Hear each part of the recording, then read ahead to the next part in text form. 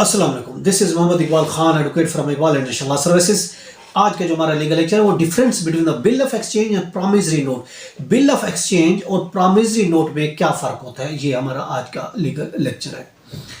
देखें, bill of exchange and promissory note एक written commitment होती है दो पार्टियों के दरमियान, जो कि कंफर्म करते हैं एक फिनेंशियल ट्रांजैक्शन जिसके लिए वो एग्री होते हैं, उसको कहा जाता है बिल ऑफ एक्सचेंज और प्रॉमिस। बेसिकली ये दो ऐसी चीजें होती हैं, यानी एक रिटन कमिटमेंट होती है दो पार्टियों के दरमियान कि हम एग्री हो रहे हैं किसी फिनेंशियल ट्रांजैक्शन के लिए। अगर फिनेंशियल ट्रांजैक्शन के लिए दो पार्टियां एग्री होती हैं और वो बिल ऑफ एक्सचेंज या फिर प्रॉमिसरी नोट तैयार करती हैं। अब अगर हम देखते हैं बिल ऑफ एक्सचेंज जो कि ज़्यादा ऑफन होता है, जो कि ज़्यादा यूज़ होता है एक इंटरनेशनल ट्रेड में, और जहाँ तक प्रॉमिसरी नोट की बात है, प्रॉमिसरी नोट एक यूज़ होता है ऑफन ज़्यादातर का डोमेस्टिक मैटर्स के बारे में। अगर डोमेस्टिक मैटर्स है या डोमेस्टिक ट्रेड है, डोमेस्टिक ट्रेड और डोमेस्टिक मैटर्स के बारे में प्रॉमिसरी नोट यूज़ करते हैं हम। एक्सचेंज के बारे में, फिनेंशियल ट्रांजैक्शन के बारे में, लेन देन के बारे में हम प्रॉमिसरी नोट इस्तेमाल करते हैं। अगर इंटरनेशनल हमारी ट्रेड है तो बिल ऑफ एक्सचेंज का इस्तेमाल होता है। ये एक थोड़ा सा बेसिकली डिफरेंस है। अंडर सेक्शन 4 है नेगोशिएबल इंस्ट्रूमेंट एक्ट का 1881 का, उसमें डिफाइन किया गया है प्रॉमिसरी नोट को। प्रॉमिसरी नोट को ये डिफाइन किया गया कि एक ऐसी तहरीरी इंस्ट्रूमेंट है जो कि करेंसी नोट नहीं है, बैंक नोट नहीं है, एक रिटन इंस्ट्रूमेंट है जिसमें एक अनकंडीशनल अंडरटेकिंग होती है और उसको देने वाला, बनाने वाला जिस पर अपने सिग्नेचर करता है कि मैं ये रकम ऑन डिमांड आपको पे करूंगा एक फर्दर टाइम में, और सर्टेन पर्सन को पेमेंट करूंगा, या फिर इसके बेरर को, जो इसको लेके आएगा इस प्रॉमिसरी नोट को, या फिर बेरर होगा या सर्टेन पर्सन को मैं पे करूंगा, उसको कहा जाता है प्रॉमिसरी नोट। उसकी डिफाइन अगर हम कहते हैं तो उसके अल्फाज है, promissory note is an instrument in writing not being a bank note और currency note containing an unconditional undertaking signed by the maker to pay or demand or at a fixed or determinable future time is certain sum of money or to order of the certain person or to the bearer of the instrument। उसको कहा जाता है, इसको हमने देखा, इसको कहा जाता है कि ये है प्रॉमिसरी नोट। अगर हम बात करते हैं बिल ऑफ एक्सचेंज की, तो देखिए बिल ऑफ एक्सचेंज को अंडर सेक्शन 5 में डिफाइन किया गया है। Negotiable instrument bill of exchange, इसको सेक्शन 5 में का इसकी डिफाइन किया गया है। यानी बिल ऑफ एक्सचेंज एक ऐसी इंस्ट्रूमेंट है जो कि वो भी रिटर्न होती है जिसमें अनकंडीशनल ऑर्डर होता है पेमेंट का, साइन जो मेक बनाने वाला होता है, मेकर होता है, उसके सिग्नेचर होते हैं, वो डायरेक्शन होती है कि सर्टेन पर्सन को मैं पे करूंगा, इतनी अमाउंट पे करूंगा, फ्यूचर टाइम भी फिक्स किया जा सकता है, इतनी रकम दूंगा इस सर्टेन पर्सन को या फिर उठाने वाले को, जो इसके पास होगा, जो लेके आएगा।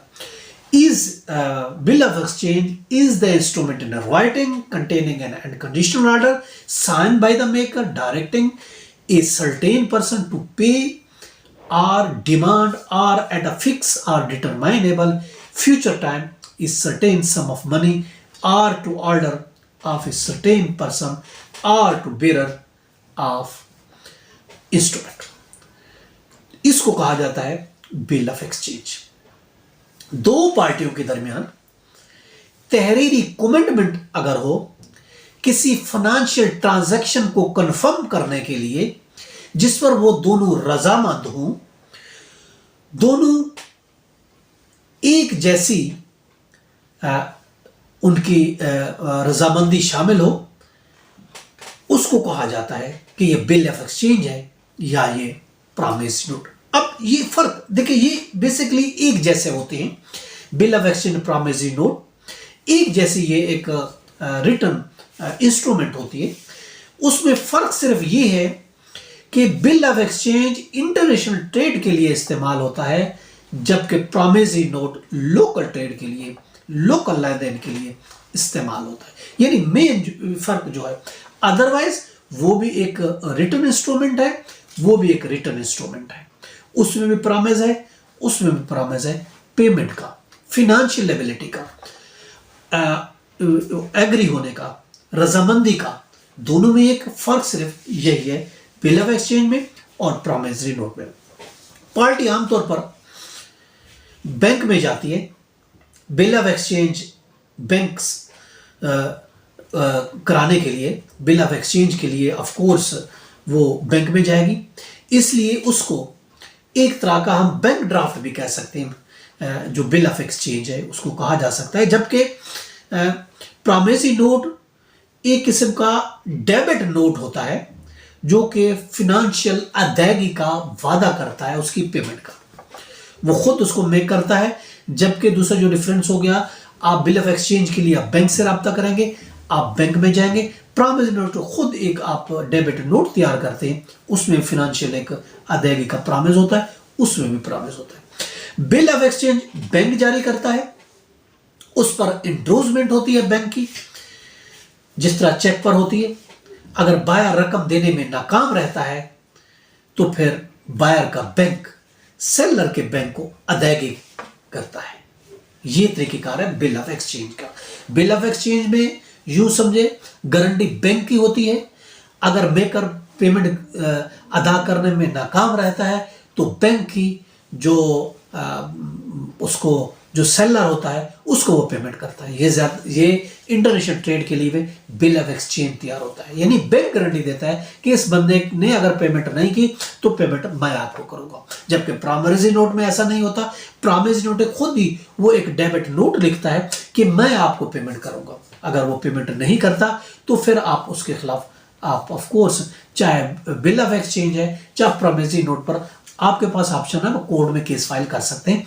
बिल ऑफ एक्सचेंज पर प्रॉमिसरी नोट है या फिर बिल ऑफ एक्सचेंज पर, उसके लिए आप ऑर्डर 37 सीपीसी के तहत आप कोर्ट में समरी सूट फाइल कर सकते हैं अगर आपको पेमेंट नहीं होती तो। ये था हमारा आज का लीगल लेक्चर, जिसमें हमने डिफरेंस देखा कि बिल ऑफ एक्सचेंज में और प्रॉमिसरी नोट में क्या फर्क होता है। ये था हमारा आज का लीगल लेक्चर। इसके साथ मुझे इजाजत दीजिए, कल एक नए लीगल लेक्चर के साथ फिर मिलेंगे। उस वक्त तक अपना और अपने गिरदोनवा का बहुत ख्याल रखिएगा। अल्लाह हाफिज।